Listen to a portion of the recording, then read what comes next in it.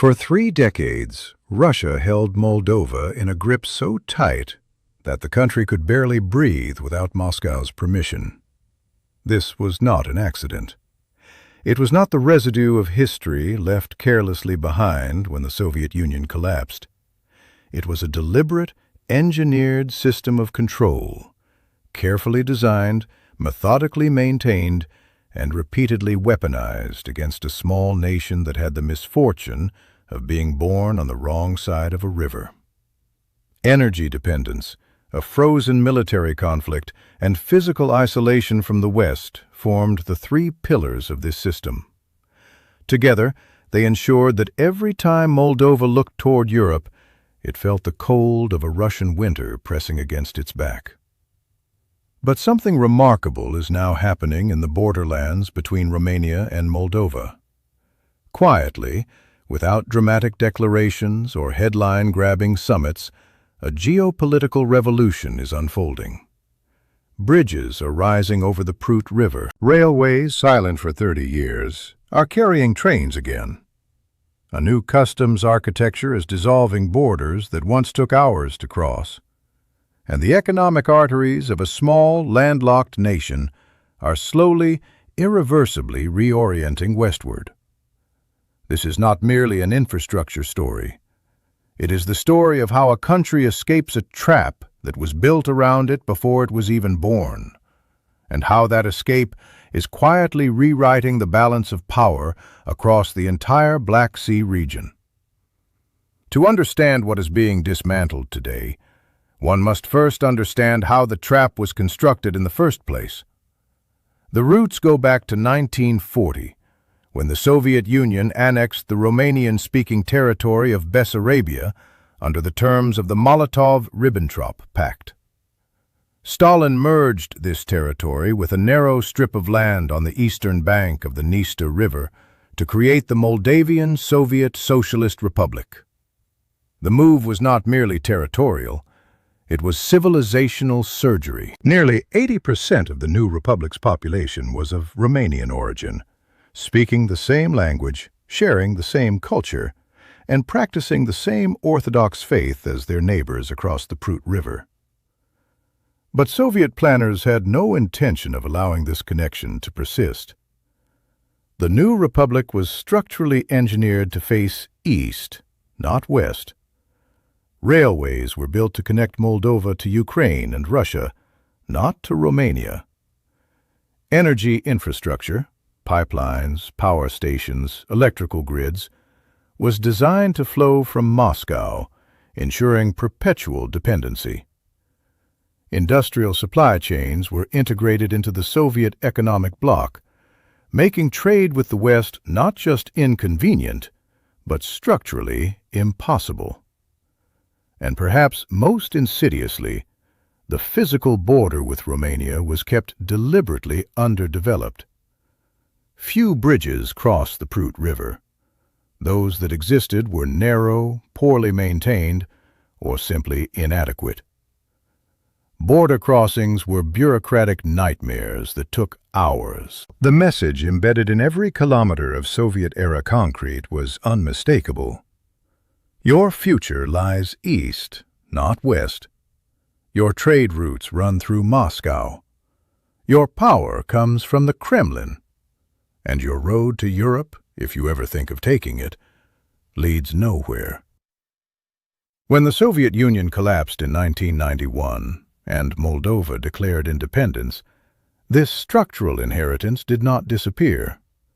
If anything, it became Russia's primary tool for keeping the new republic in its orbit. The Kremlin no longer needed tanks on the streets of Chisinau. It had something far more effective: the architecture of dependence, still humming along, still pointing east, still leaving Moldova with no practical alternative to accommodation. Russia's post-Soviet strategy toward Moldova rested on 3 distinct but interconnected instruments of coercion. The first was energy. Moldova had no domestic energy production of significance.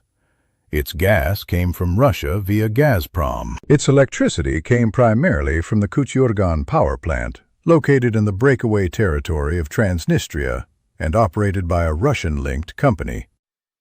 This arrangement gave Moscow an extraordinary degree of leverage. Whenever Moldova drifted toward European integration, Russia could, and repeatedly did, restrict gas supplies, particularly in winter, when the consequences were most severe. The Kremlin's message was conveyed not through diplomatic cables, but through the temperature in Moldovan homes.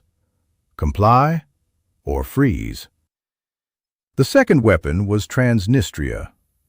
In 1992, following a brief but brutal war, a Russian-backed separatist region broke away from Moldova along the eastern bank of the Dniester River. Russia installed approximately 1,500 troops in the territory, officially designating them a peacekeeping force. Moldova's government refused to accept this characterization, viewing them instead as an illegal occupation force. Alongside the troops sits the Kobazna Ammunition Depot, a Soviet-era stockpile containing some 20,000 tons of aging munitions, the largest such stockpile in Eastern Europe. Decaying, unstable, and potentially catastrophic if ignited, the depot functions as a permanent threat hovering over Moldova's political landscape. Russia has never been subtle about its use of this card. The implicit message has always been the same: push too hard toward the West, and things could get very dangerous very quickly. The third weapon was logistical isolation, and this is the least discussed of the three instruments, but in many ways the most powerful. Physical geography, as reinforced by Soviet engineering, meant that Moldova was simply cut off from the West in ways that felt like natural fact rather than deliberate policy. As of the early 2020s, only 6 of the 11 border districts along the Prut River had any road connection to Romania at all. The remaining 5 districts had no bridge, no crossing, no physical link to the neighboring country that shared their language and their culture. Railway connections to Romania were plagued by incompatible Soviet-gauge tracks, meaning that every train crossing the border required hours of wheel set changes. Trade through Western routes was slow, expensive, and cumbersome. The path of least resistance, economically and logistically, ran through Russia and Ukraine. This combination of energy blackmail, military threat, and logistical suffocation gave Moscow an almost effortless ability to manage Moldovan politics. For 30 years, this formula worked. The formula began to crack in 2022, when Russia launched its full-scale invasion of Ukraine. The war changed everything, not immediately, not dramatically, but systematically and irreversibly. The logistical corridors through Ukraine that had served as Moldova's primary trade routes were suddenly under fire. The Transnistrian troops, already isolated on the western bank of the Dniester, were now cut off from any possibility of Russian reinforcement. And the political winds inside Moldova shifted definitively. President Maia Sandu, who had built her presidency on a pro-European platform, saw her position strengthened, not weakened, by the invasion. Moldovan citizens, who had watched Russian missiles strike Ukrainian cities, were in no mood for further accommodation of Moscow's demands. Russia attempted one more move with the energy weapon in January 2025. It cut off gas supplies to Transnistria entirely, plunging the separatist region into an energy crisis and hoping the chaos would spill westward into Moldova proper, leaving the country helpless in the depths of winter. The gambit failed. Romania stepped in immediately, supplying gas and electricity via rapidly expanded interconnectors. Moldova began integrating into the ENTSO-E European electricity grid. The crisis became, paradoxically, the moment that proved Moldova had finally built enough redundancy in its energy architecture to withstand Russian pressure. Over the 4 years following the invasion, Russia attempted to create an energy crisis 3 times. It failed each time. Each failure deepened Moldova's reliance on Romanian supply chains and further devalued Moscow's most reliable instrument of coercion. By the time the 3rd attempt collapsed, the energy card had been played 1 too many times and had finally been called. During those same 4 years, the European Union channeled more than $2.2 billion in funding into Moldova. Some of this money went toward institutional reforms, judicial restructuring, and anti-corruption programs. But an increasingly significant share went toward something more tangible and more transformative: physical infrastructure. Bridges, railways, border crossings, energy interconnectors. The money was not just funding Moldova's aspirations, it was funding Moldova's escape. The most symbolic of the new infrastructure projects is the bridge being built at Ungheni, a full highway standard crossing over the Prut River, the first of its kind to be constructed in 60 years. Construction began in April 2025. By mid-2026, roughly half of the structure is complete, with an expected opening in 2027. This is no ordinary bridge. It connects directly to Romania's main highway network and will, for the first time in Moldova's post-Soviet history, physically integrate the country into Europe's continental highway system. Trucks carrying Moldovan goods will drive directly onto European motorways. Romanian and European travelers will reach Chișinău without the detours and delays that have characterized the journey for decades. But this bridge is only the beginning. 4 additional new crossings are scheduled for completion between 2026 and 2027, all funded by European Union grants. Romania's State Secretary for Transport, Ionel Scrieru, articulated the broader ambition clearly in a May 2026 interview with Mold Press. The goal is to build at least 1 road bridge connecting each of the 11 border districts to Romania. Every district, every stretch of the Prut.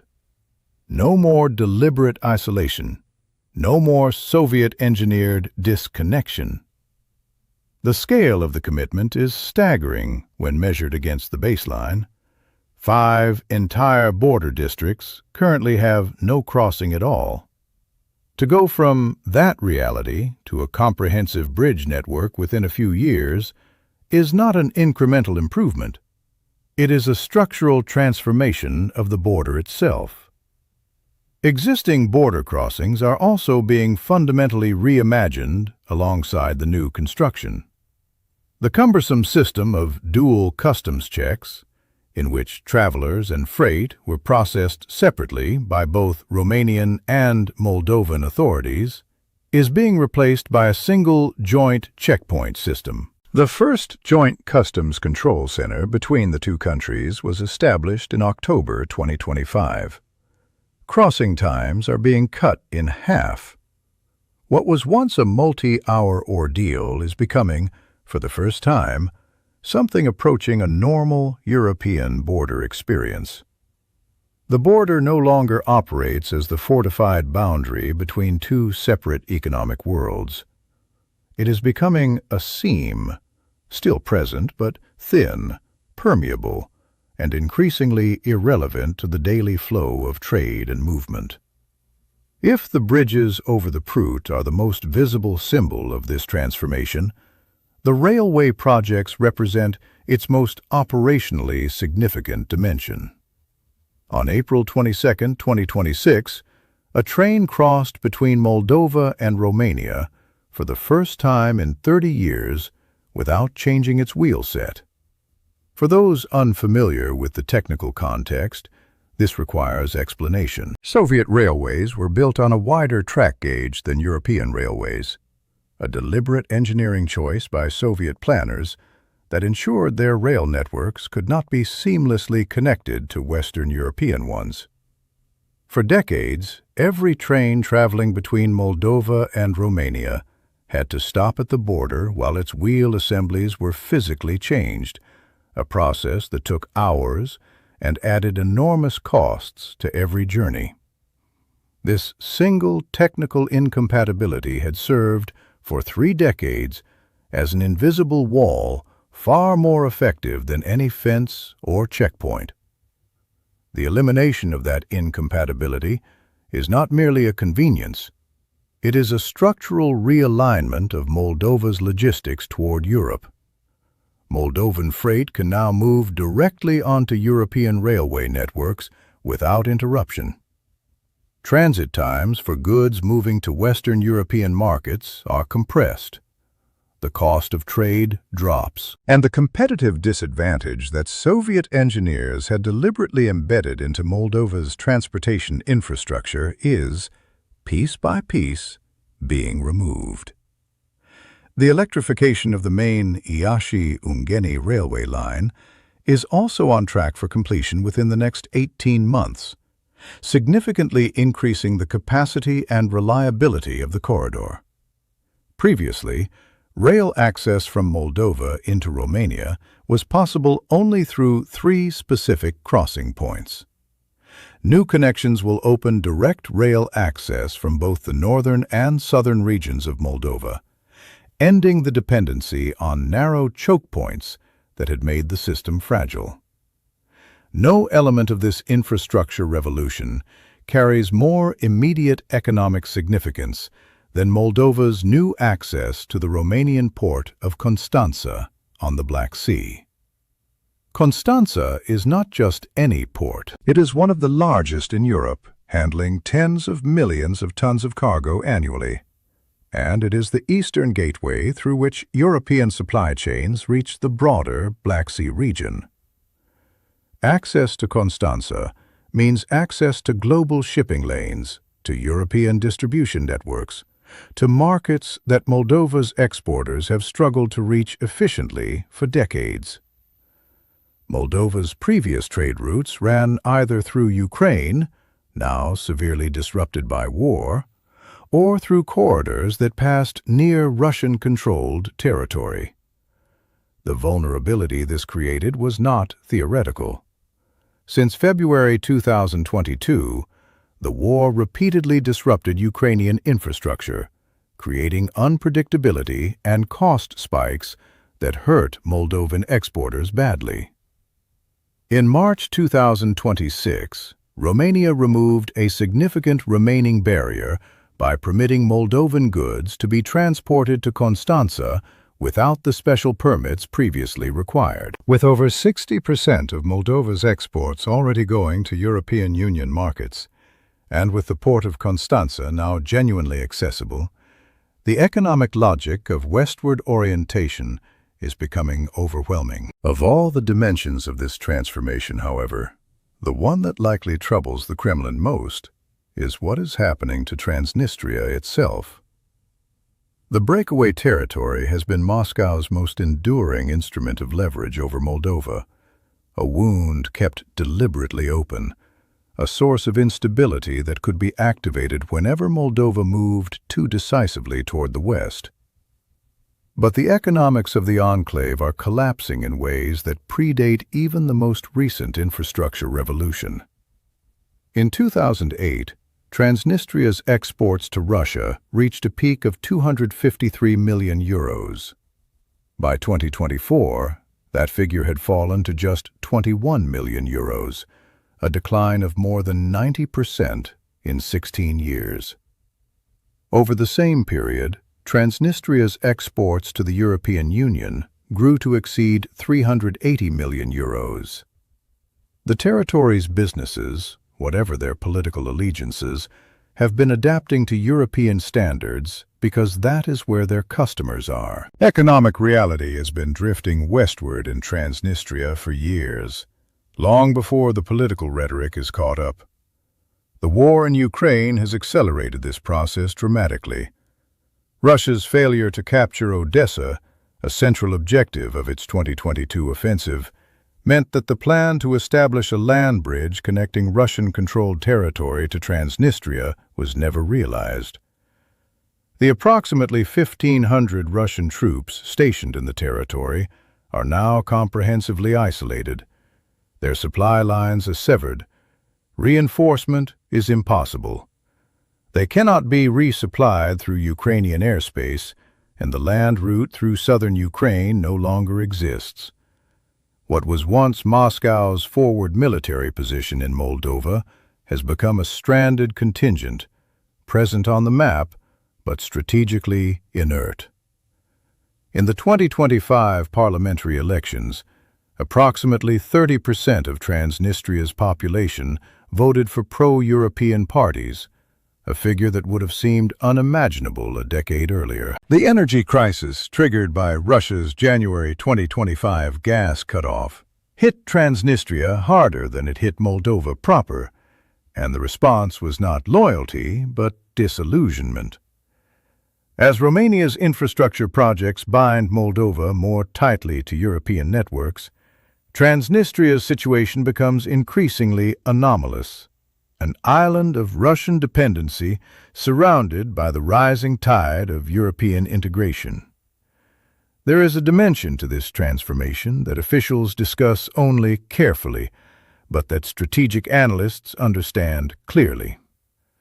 The bridges being built over the Prut River are designed to NATO standards. Their load capacities, structural specifications, and road widths are adequate for the passage of heavy military vehicles, including armored units. The railway lines being upgraded are compatible with the logistics requirements of military mobility. Integrated with Romania's A8 highway, which connects the border region to Romania's broader road network, and ultimately to NATO's eastern flank, these new routes create corridors through which military reinforcements could reach Moldova within hours, rather than the days it currently takes. Romania is already one of NATO's most strategically important southeastern members. The Mihail Kogolnicianu Air Base near Constanța is the largest U.S. military facility in the Black Sea region. The infrastructure now being extended toward Moldova effectively projects that security architecture eastward, not through any formal declaration, but through the simple physics of roads, bridges, and railways built to specifications that matter when it counts. Against this backdrop of physical transformation, Moldova's European Union membership negotiations are proceeding with a momentum that would have seemed implausible 5 years ago. Formal accession negotiations began in 2024. Bilateral screening reviews were completed in 2025. Officials are targeting the signing of an accession agreement by 2028. President Sandu's political mandate, secured when her Party of Action and Solidarity won 50.2% of the vote in the September 2025 parliamentary elections, provides the democratic legitimacy that Brussels requires for accession processes to proceed credibly. But the path is not without complications, and anyone who presents Moldova's European future as a straightforward march forward is not engaging honestly with the difficulties that remain. Moldovan analyst Ion Lisnevski articulates the central challenge plainly. The European Union does not accept countries as they are. It accepts systems that are governable, predictable, institutionally stable, and free from active conflict. Approximately 51% of Moldova's population does not trust the European Union, not because they oppose integration in principle, but because they distrust the domestic political institutions managing the accession process. 68% of Moldovans find the use of EU membership as an electoral issue divisive rather than unifying. These are significant obstacles that no amount of bridge building can resolve on its own. 3 broad scenarios exist for how the accession process might unfold. The first is the Cyprus model, joining the EU while leaving the territorial dispute with Transnistria unresolved. Cyprus joined in 2004, despite Turkish-backed forces controlling the northern third of the island. EU law is suspended in the occupied territory, but the recognized government governs the remainder. Moldova could theoretically follow this path, joining with the right bank integrated into the EU, while Transnistria remains in a legal gray zone. This would be the fastest route to membership, but it carries the risk of leaving Transnistria as a permanent anomaly on the EU's eastern border, creating a vacuum that Russia would have every incentive to exploit. The second scenario is comprehensive, pursuing accession and Transnistrian reintegration simultaneously. This is the most complete solution, but it provides Moscow with a direct and powerful incentive to sabotage the process at every turn. A leaked FSB document from 2023 revealed that Russian security services had drafted a detailed strategy specifically designed to exploit Moldova's relationship with Transnistria as a means of disrupting EU accession. The Kremlin has demonstrated repeatedly that it is willing to invest enormous resources in derailing integration processes that threaten its regional influence. The third scenario, which most analysts regard as the most realistic, is the one that Romania's infrastructure projects are actually operationalizing in practice. Prioritize formal EU membership for the territory Moldova controls, while quietly and incrementally integrating Transnistria economically and logistically. Concrete steps rather than political declarations. Bridges, railways, energy connections, trade facilitation, joint customs procedures. This approach avoids the maximalist ambitions that give Russia the clearest targets to attack, while steadily creating facts on the ground that make Transnistria's eventual reintegration increasingly natural and structurally inevitable. It is the approach of patient, structural transformation rather than dramatic political confrontation. President Sandu has also opened a further dimension of debate by raising the possibility of unification with Romania. She told French media that unification would significantly accelerate Moldova's EU accession, given Romania's existing membership. But analysts remain skeptical.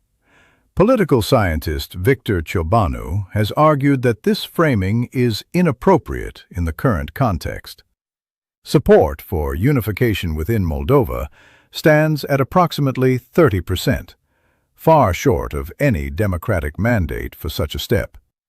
Lisnevsky goes further, arguing that unification would not accelerate EU membership, but delay it by intensifying internal polarization, creating geopolitical turbulence, and making Moldova appear less institutionally stable and less predictable. Precisely the qualities the EU values most in accession candidates. The unification option remains a legitimate long-term aspiration for many Moldovans. But it is not the mechanism through which Moldova's European future is currently being built. And conflating the two risks obscuring the real progress that is happening through quieter, more methodical means. Zoom out from Moldova, and the significance of what is happening becomes even clearer in the context of Russia's broader regional strategy. Putin's strategic architecture in the Black Sea region was built on three interlocking pillars. The first was Ukraine. Subduing or controlling it would give Russia command of the northern Black Sea coast, permanent use of Crimea as a military platform, and a land bridge to Transnistria through Odessa. This pillar has not merely cracked, it has collapsed. Russia failed to capture Kiev. It failed to capture Odessa. Ukraine has survived as a sovereign state, and the Black Sea Fleet has suffered devastating losses from Ukrainian drone and missile strikes, with Russia's naval dominance in a sea it once treated as a private lake substantially eroded. The second pillar was Moldova, maintaining control through the frozen conflict, energy dependence, and logistical isolation. As this entire analysis has detailed, all three instruments of that control are being systematically neutralized. The energy weapon has failed 3 times in 4 years. Logistical isolation is being dismantled bridge by bridge and railway by railway.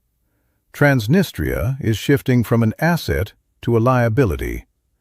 Moldova's EU accession is proceeding. This pillar, too, is crumbling. And what is remarkable is the way in which the collapse of each pillar accelerates the deterioration of the others. Russia's failure in Ukraine made Transnistria's garrison permanently isolated. The isolation of Transnistria reduced the credibility of Russia's military threat against Moldova. The reduction in that threat emboldened Moldova's government to accelerate integration. The acceleration of integration brought infrastructure investment flooding in, which is economically marginalizing Transnistria and further weakening Russia's leverage over Chisinau. The system of dominance that Putin spent decades building is not falling apart through any single dramatic defeat. It is unraveling through a series of mutually reinforcing failures, each one making the next more likely. Moldova's decision in 2026 to initiate the formal process of withdrawing from the Commonwealth of Independent States removes yet another institutional mechanism through which Russia has maintained influence over the post-Soviet space. Without CIS membership, without energy leverage, without a credible military threat from Transnistria, and without the ability to control Moldova's trade routes, Russia's relationship with the country loses its structural foundation entirely. The tools are gone. The architecture of dependency is being dismantled, beam by beam. None of this transformation comes free of charge, and honesty requires acknowledging the costs. The EU's investment of more than $2.2 billion over 4 years is a significant commitment. The annual cost of integrating Transnistria into Moldova's economic and administrative framework, once that process accelerates, is estimated at between 500 and 620 million euros. Romania, which is co-financing some of these projects alongside EU grants, is itself navigating a period of financial and political uncertainty that could, in theory, slow things down. But because the funding comes overwhelmingly from Brussels rather than from Bucharest's national budget, Romania's domestic political turbulence does not derail the projects. The EU's grant mechanisms provide continuity even when individual member state governments are distracted or struggling. And this structural feature of the funding architecture is one of the most important reasons the projects are proceeding at the pace they are. For Russia, the calculus runs in the opposite direction. Maintaining Transnistria, funding its pension system, supplying its energy, keeping its economy minimally functional, sustaining a military garrison that cannot be reinforced, costs Moscow increasingly large sums in exchange for increasingly diminishing strategic returns. A territory that once served as a forward base for Russian influence is becoming a costly dependency with no clear exit. Every year that Transnistria's economic integration with the EU deepens and its political alignment with Russia weakens, the return on Moscow's investments shrinks further. The asymmetry is stark and growing. Europe is investing in Moldova's future, and the investment is paying dividends. Russia is investing in Transnistria's stasis, and the return is approaching zero. There is a phrase that captures the essence of what is happening in the borderlands between Romania and Moldova more precisely than any geopolitical analysis can. You cannot protest a bridge. Moscow can protest a speech. It can threaten a treaty. It can spread disinformation about a policy initiative or manufacture a scandal to derail an election. But when concrete is poured and steel beams are set, and a highway standard bridge begins to carry the weight of trucks and cars and buses across the Prut River, there is nothing to threaten, nothing to sanction, and nothing to spin. The bridge simply exists. It carries traffic, it connects people, it changes trade patterns, and no amount of diplomatic pressure or information warfare can make it not exist. This is the deepest wisdom embedded in Romania and Moldova's quiet revolution. Putin built his control over Moldova through 30 years of patient, structural engineering. Roads not built, bridges not funded, railways left incompatible, energy infrastructure kept deliberately oriented toward Moscow. The strategy worked because it shaped the physical environment in which Moldovans lived and worked and traded. It made dependence feel like geography rather than policy. It made isolation feel natural rather than imposed. Now the same principle is being deployed in reverse. New roads are being built. New bridges are being funded. Railway tracks are being standardized to European gauge.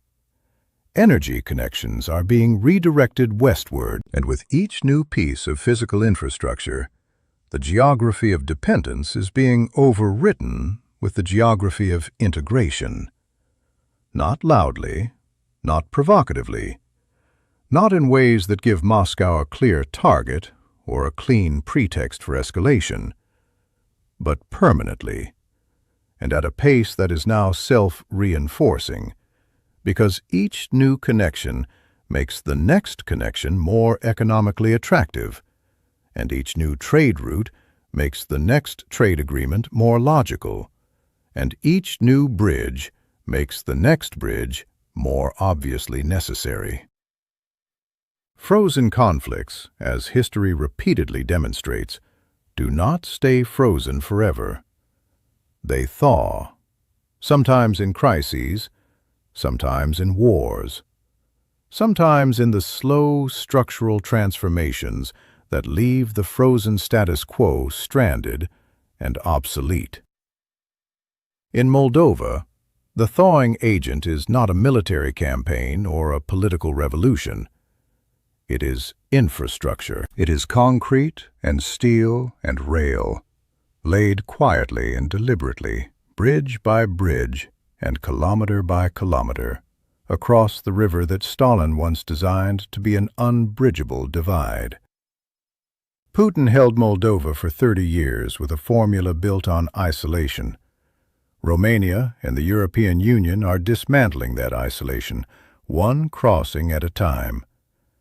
And by the time Moscow fully comprehends the scale of what has already been built, the bridges over the Prut will be carrying the traffic of a Europe that has quietly, decisively, and permanently extended its reach all the way to the banks of the Dniester.